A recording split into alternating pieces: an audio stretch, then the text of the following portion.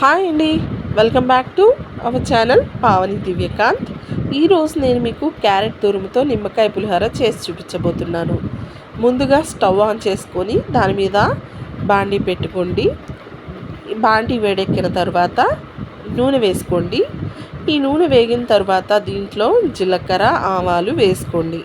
జీలకర్ర ఆవాలు కొంచెం వేగిన తర్వాత దానిలో నానబెట్టినటువంటి అంటే ఒక అరగంట ముందు నానబెట్టినటువంటి పచ్చిశనగపప్పు వేయండి.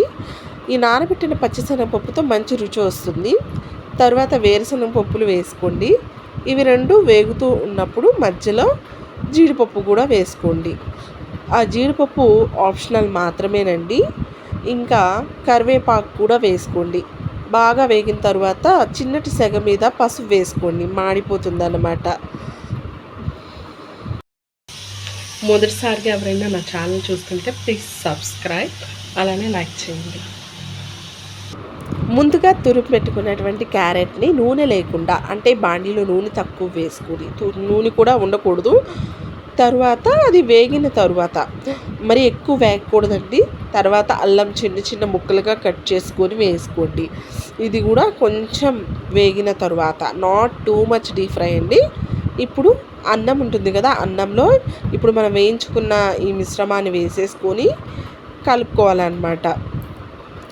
ఇది బాగా అన్నంలో ఉప్పు, మనం వేసిన తాలింపు గింజలు అన్నీ కలుపుకున్న తర్వాత బాండీ పెట్టుకొని నూనె వేసుకొని ఘాట్లు పెట్టుకున్నటువంటి పచ్చిమిరకాయలను వేసుకోవాలి. ఇవి కూడా వేగిన తర్వాత ఇవి ఇలా వేగుతూ ఉంటాయండి. ఇప్పుడైతే నిమ్మకాయ చెక్కల్లో నుంచి నిమ్మకాయ రసాన్ని తీసుకొని విత్తనాలు లేకుండా వేసుకోవాలి. ఎందుకు విత్తనాలు లేకుండా వేసుకోవాలంటే చేదు వస్తుంది. ఇప్పుడు ఈ రసాన్ని కూడా మనం ఎక్కువ మంట మీద ఉన్నప్పుడు వేసుకోకూడదు, చిన్నటి సెగ మీద ఉన్నప్పుడు వేసేసుకోవాలి. చిన్నటి సెగలోనే పచ్చిమిర్చి ఉడికి నిమ్మరసం అడుగు అంటుతుంది, అంటే మొత్తం క్వాంటిటీ తగ్గిపోయి ఇలా వస్తుంది. అప్పుడు దాకా కలుపుతూనే ఉండాలి. అన్నంలో ఈ రసాన్ని వేసేసి కలుపుకోవాలి.